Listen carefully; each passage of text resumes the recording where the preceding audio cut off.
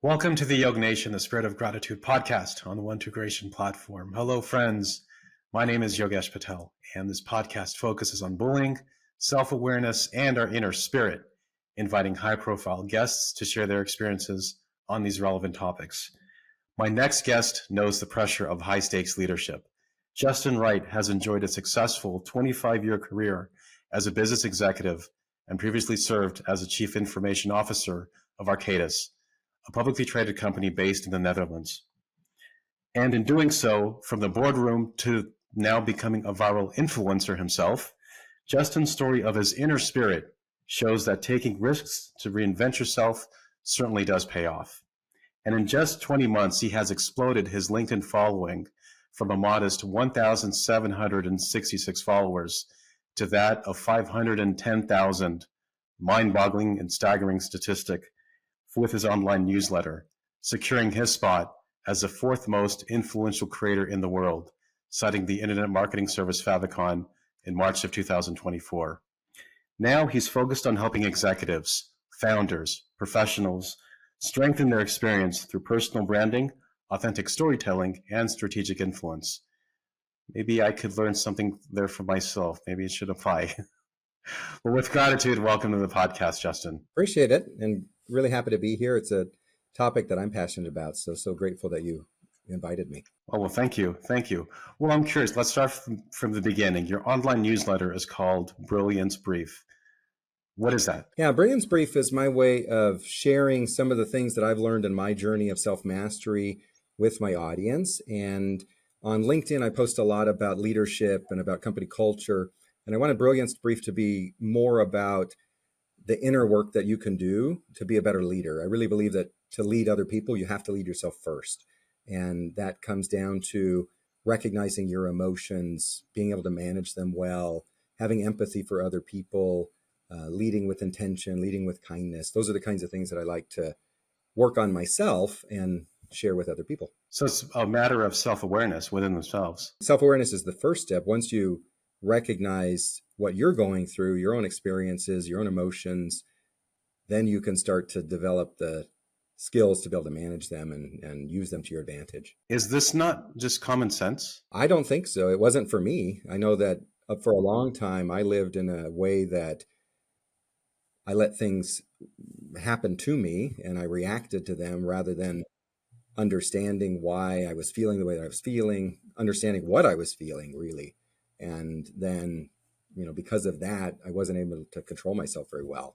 And once I started learning to recognize it and understand it, it became a lot easier to control my own attitude and my own actions. Yeah, I guess it's just taking a stock, writing it down in terms of what you're feeling at the moment, what triggered that specific emotion that you were feeling at the time, I would assume. It's like any skill. You have to practice it. You have to be intentional about it. And that's the only way that you can improve. Is that primarily through meditation? No, I think meditation is a tool that people can use, but journaling is fantastic. So whether you're doing it in the moment, whether you're acknowledging what you're experiencing in the moment, or you take time later in the day and you think back, what happened to me today and what was I feeling in those moments, and start to kind of capture that and then look for patterns. That's a great way to do it. That is so key. I mean, you bring it down to a basic level, probably described from Maslow's hierarchy of needs, that level of security. And then from there,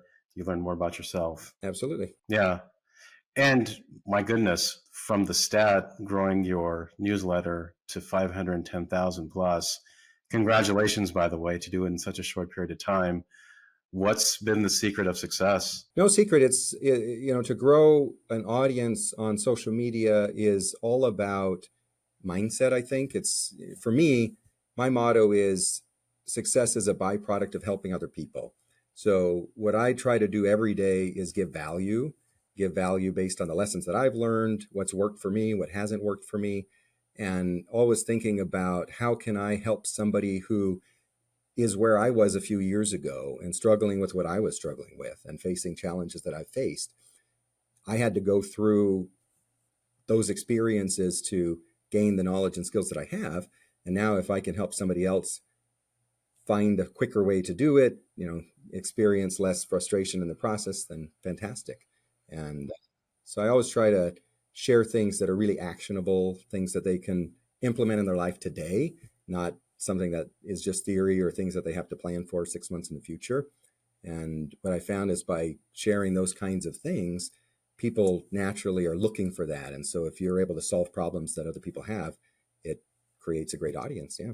And you mentioned this was born from your growth from your own challenges. Yeah, I've been I've been in corporate leadership, business leadership for 25 years, and in that period, I went through quite an evolution myself. So I started in marketing and moved into sales, then into business management, then into mergers and acquisitions, then into technology. So I kind of went through all different channels in my career, and along the way, what I recognized is Jack of all trades?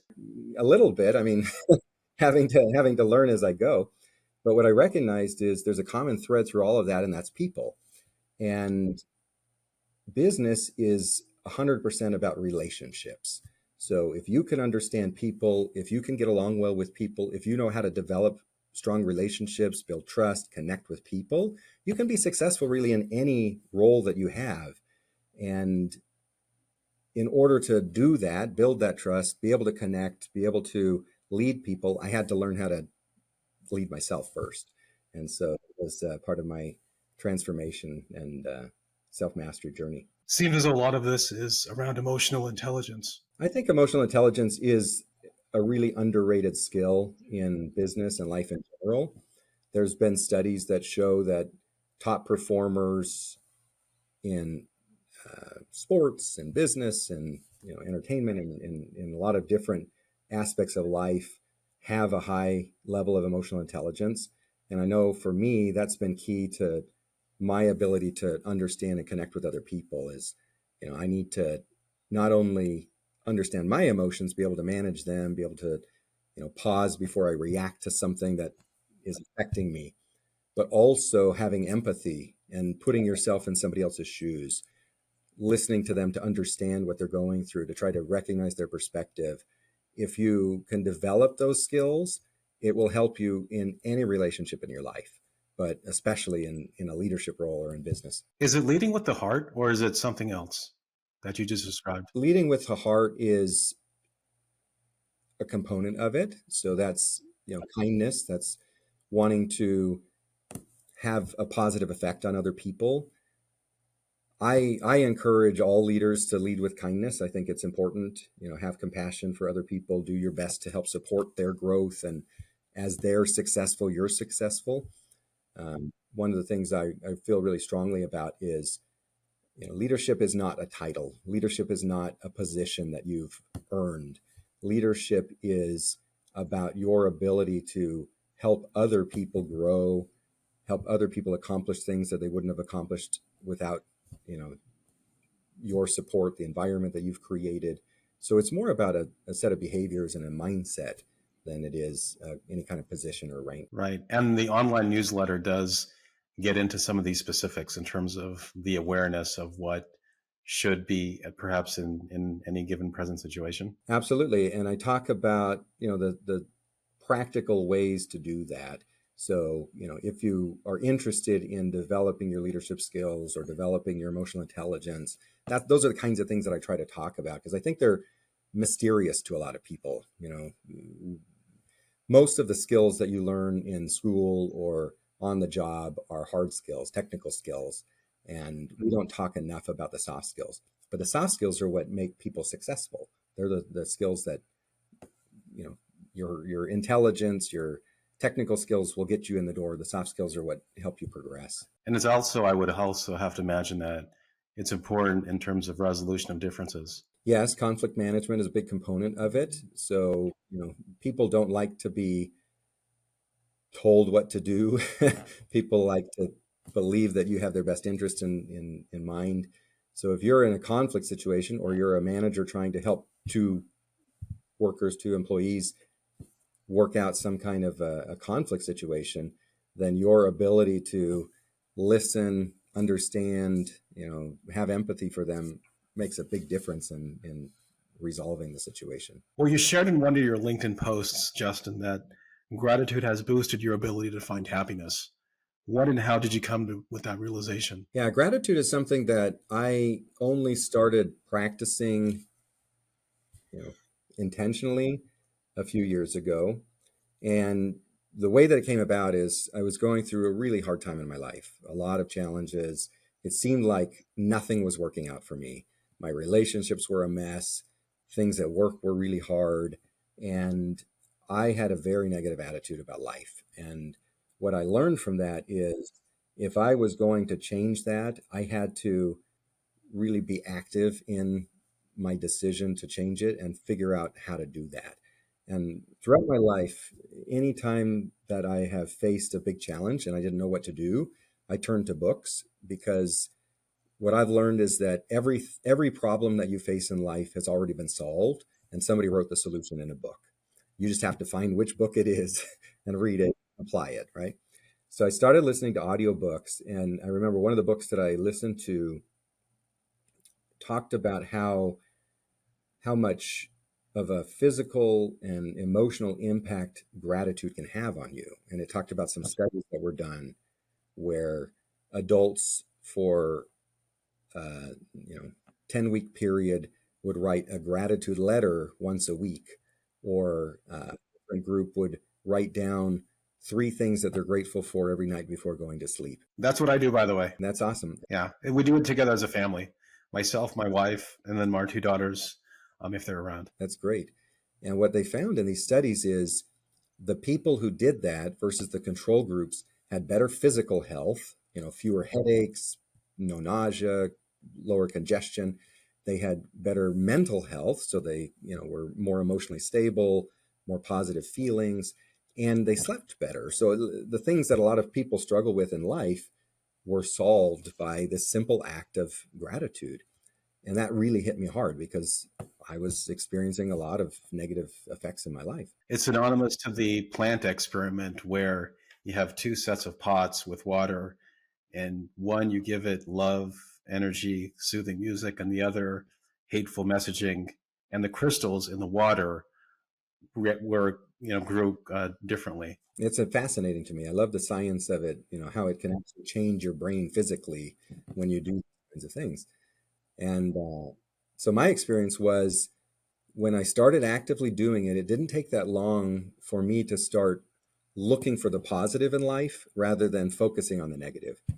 I think a lot of us spend our lives focusing on the headwinds that we're experiencing, the challenges, the frustrations, and not the tailwinds, the good things that are happening to us. And I guess it's hard though, Justin, because I look at today's society and who isn't struggling with financial situations, money, budgeting. So I'm just curious if, how gratitude can be above the fray, or at least maybe not be above the fray, but any reminders that, or philosophies you have in spite of your condition, whether it is emotional, physical, financial, mental. How does, gratitude is that top layer, I guess, that makes things a little bit more calmer throughout the day. I do believe that. One of the things that I have learned is there's a difference between being optimistic or choosing to be positive and being toxically positive, so toxic positivity. So toxic positivity to me is when you disregard your emotions, when you don't face reality. You basically are forcing yourself to always be happy and positive, and that's harmful. So, for me, what's healthy is experiencing your emotions. I'm feeling frustrated right now. I'm feeling angry. I'm feeling, depressed or anxious. So you feel the feelings, but you choose to also look for what you're grateful for in the moment or what you can be positive about that moment. And to me, that's been really helpful in my life. I go through challenging times and frustrations like anybody else, but rather than dwelling on what's happening to me, I turn it around to what can I do about this? What do I have control over in this moment? And not, not staying in a victim mindset. Face your tail. And I think that's important, not just for you as an individual, but for if you're in a management role or a leadership role, if you're expressing this kind of toxic positivity where your team comes to you and says, hey, I'm struggling with this, or I'm really worried about this, and you dismiss it and say, no, no, no, keep a positive outlook. It's going to be okay. We just need to keep moving. That kind of breaks their trust in you because you're not validating the experience that they're having. And it's really important to have that empathy for them, have that human connection, still remain optimistic, believe that you can overcome the challenges, but also be realistic about it and recognize that everybody has different ways of processing things. And I'm wondering if this toxic positivity bleeds into what I would consider to be a very valuable topic in today's technology-driven culture, which is that of toxic work environments. And one of the previous guests that I had on, Mr. Jeff McKinney, he's CEO of his own new social media company called YoggNation, which is called the Netflix of Purpose. And so for him, he really talks about the negative impact of toxic workplace environments. Because what he wants to do with YoggNation is build this platform where everyone has a safe space, again, in the working world. I know that a lot of this podcast focuses on bullying, but this is actually a form of workplace bullying. And one of the questions he wanted to ask of you is this. He says, toxic environments often lead people to a breaking point, but the impact is compounded when peers are forced to pretend they don't see or feel the bias, or when those who do see it remain silent. How do you think of that statement? I think it's completely accurate. One of the biggest issues that I see in workplaces is when leaders ignore toxic behavior because somebody performs well or hits their targets. And what I've experienced myself is what you ignore, you endorse. So they're essentially sending this message. I'm sorry, what was that again? What you ignore, you endorse. So the message that you're sending, it's a terrible message, but you're sending this message to the organization that it doesn't matter how disruptive somebody is to the team as long as they're delivering results. And business, as I mentioned, isn't about, it's about results, but it's not just about results. It's 100% about relationships, and relationships are 100% about trust. So when a leader ignores toxic behavior, they're breaking the trust of their people. And that's a huge problem because it undermines the dynamics of the team. It hurts them in the long term. It damages that relationship.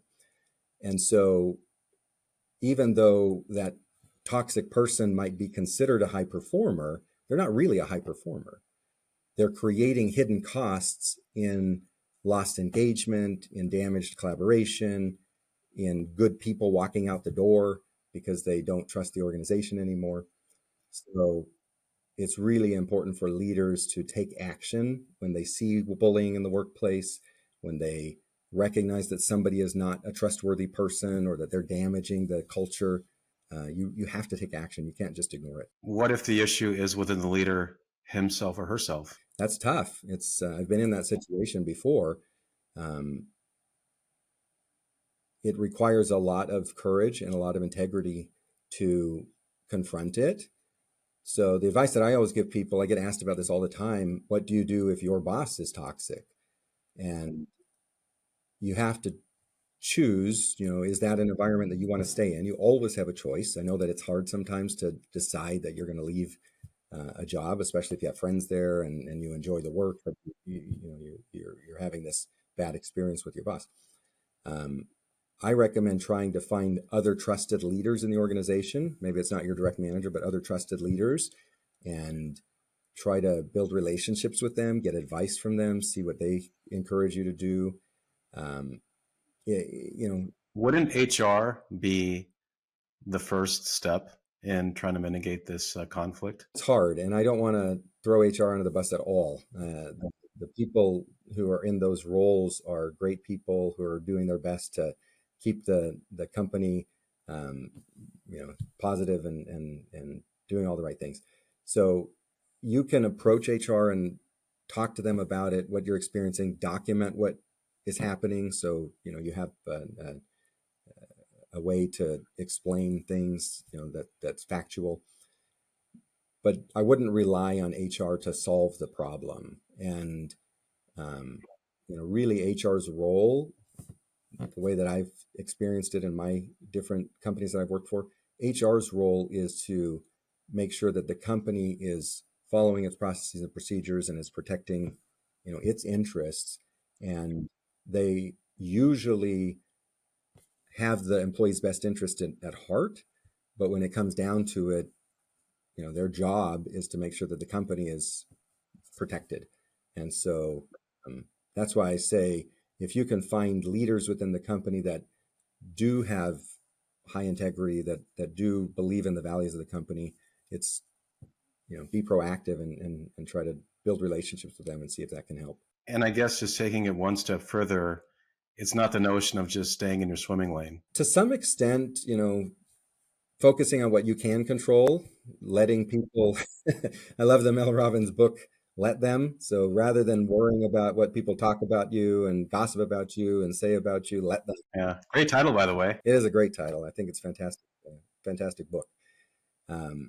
So as much as you can focus on yourself and controlling your own emotions and your own experience, that's great. But in reality, we spend 90,000 hours of our lives at work. That's a long time to be in a miserable situation. So how many? 90,000? 90,000 hours. And if you're miserable and you've tried to change things and they're not going to change, or you don't feel like you're in a position to change things, then change your environment. I never realized it that way. I was just under, my mindset was always, you have 1,440 minutes during the day in a 24-hour cycle. How do you best use it? Yeah, I like that too. That's a good statistic. Yeah. That was Ryan Serhant, by the way. I didn't make it up. The real estate, Uber real estate agent from New York. So give credit where credit is due.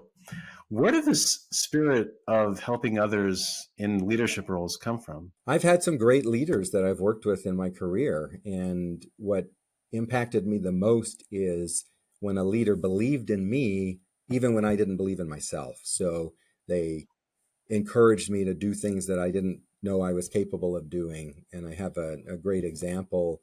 I worked for a leader who was interested in me, not just for my work output, but my life as well.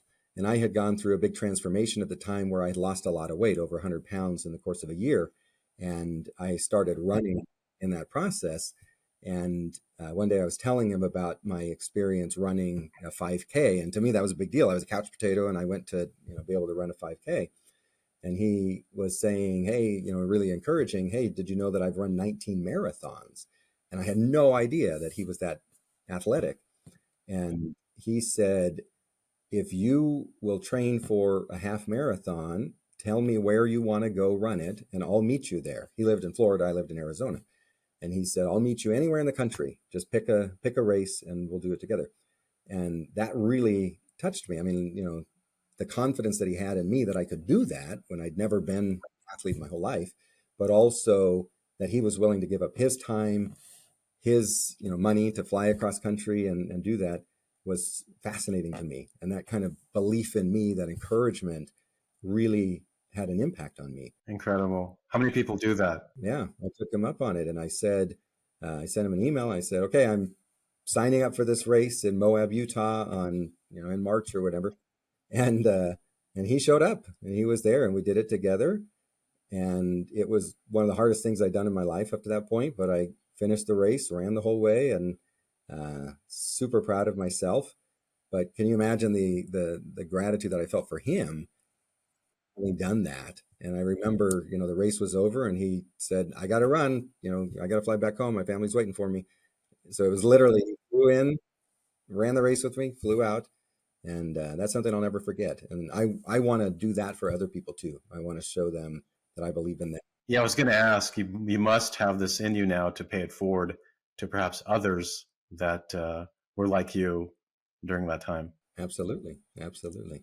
And that's what I try to do every day, is give a little bit to people that are out there looking. Where did this spirit come from? I mean, was it something that I know you mentioned you faced hardships and challenges. So could you describe your rock bottom moment and What happened and how did you pull yourself out? I've had a lot of rock bottom moments. So one of my rock bottom moments was in, let's see, it was about 13 years ago. I weighed 320 pounds and I was physically unhealthy. It had a big impact on my mental health. And at the same time, when I was experiencing all of these, challenges with my health, I had a situation at work where I was told that the role that I was in, that I was doing and thought I was doing a great job in, was going to be taken away from me and given to somebody else. And that was really discouraging. So essentially, they were saying that even though I was performing well, they didn't think I was qualified for it, and they were going to give it to somebody else. So it was like a moment of chaos in my life where things at work were bad, things in my health were bad, and I wanted to take control and do what I could do to turn my life around. So I really focused on my health. I focused on, But who gave you that encouragement? You or your family there to support you or others? what it came from within. And there was a defining moment, one of those like pivotal moments where I was with my son. He was like 8 years old at the time. And we went to a little neighborhood carnival and we were waiting in line to ride the Ferris wheel. And I remember sitting down with him on the Ferris wheel, and the attendant tried to put the belt over my belly, which was big, and it wouldn't fasten. And I was so embarrassed. I was there in front of all these people with my son, and we couldn't ride the ride because I was too big. And so we got up from the ride and walked away. And that was one of those moments when I thought, okay, I have to do something. And I wanted to be there for my son. My wife at the time was having health problems as well. So it was like all of these things were compounding, and I could have let it drag me down. And, I decided I wanted to take action and change. Yeah, and I guess this kind of reminds me, as I'm not going to say corny, but I want to quote Leonardo DiCaprio. Every next level in life will demand a different you. And looks like that's what you did yourself. Absolutely. So if I hadn't gone through those experiences, I wouldn't be where I am today. And again, I don't wish that on anybody. I know that in those moments. Well, it's a learning moment, right, Justin? I mean, that's the whole purpose of this podcast and, messaging out there that hopefully a person can be inspired, be educated, be entertained. But more importantly than that, though, I think it's learning something about yourself, or maybe something you are relearning something about yourself from what you just shared. Yeah, David Goggins wrote the book Can't Hurt Me, talking about his whole life and all of these challenges that he's faced and how he's overcome them. What was it, 5,000 push-ups a day or something like that? Yeah. And I remember listening to that book, that audio book, and I was working out, and I just felt like, okay, I have no more excuses in my life for anything that I'm struggling with, because he's been through, 10 times what I've ever been through. But I really believe that we as human beings are capable of doing a lot more than we think we can. And we limit ourselves with our minds, and not just physically, but, we're able to accomplish big things, and we're able to overcome big challenges if we just believe that we can, and we'll find a way to do it. And that's been my experience throughout my life. Every time that I faced a big challenge, one of the things that I tell myself is, you've been through hard times before, you can get through this. And as long as I keep that mindset, then it helps me focus on what can I do, what actions can I take, rather than feeling sorry for myself. Yeah, and I think you just hit the nail on the head when it comes to all these themes around gratitude, self-awareness, and the inner spirit. You just summed it up. Justin, any parting thoughts? Anything that I didn't ask that is important for, as I like to say, the citizens of YoggNation to soak up your perspective and wisdom and knowledge from what you've shared about your life journey? One thing that I share with my son, who at the time was 8 years old, now he's 20 years old in college, is whenever you're facing a challenge, look for other people who have overcome that challenge and try to learn from them. And that's something that I've benefited from in my life. I've had great mentors, read great books by experts who you know, took their time to write that book because they wanted to help people. And, look for that. So if you're in a moment in your life right now where you're feeling like there's no hope, where you're feeling like the challenges that you're facing are insurmountable, first of all, take a moment and recognize that you've been through tough times before. You'll make it through that. And then second of all, focus on what you can do to change your mindset if you need to be grateful for things. Write down what you're grateful for. Let that start to propel you, give you a little bit of momentum, and then start looking for, solutions. If you set your mind to it, this has been my experience. If you set your mind to it, if you write down your goal, if you focus on that, visualize what you want to be, focus on what you want to happen, your brain will start to search for the answers, subconsciously. And the more that you can do that, the more that you'll find the direction that you want to go. That is so true. And a lot more of Justin's wisdom and philosophy can be found on the Brilliance Brief. It is brilliant, just packed with just so much knowledge and information and things that are self-reflective for any individual who sees his newsletter on LinkedIn, can relate to, and can be inspired.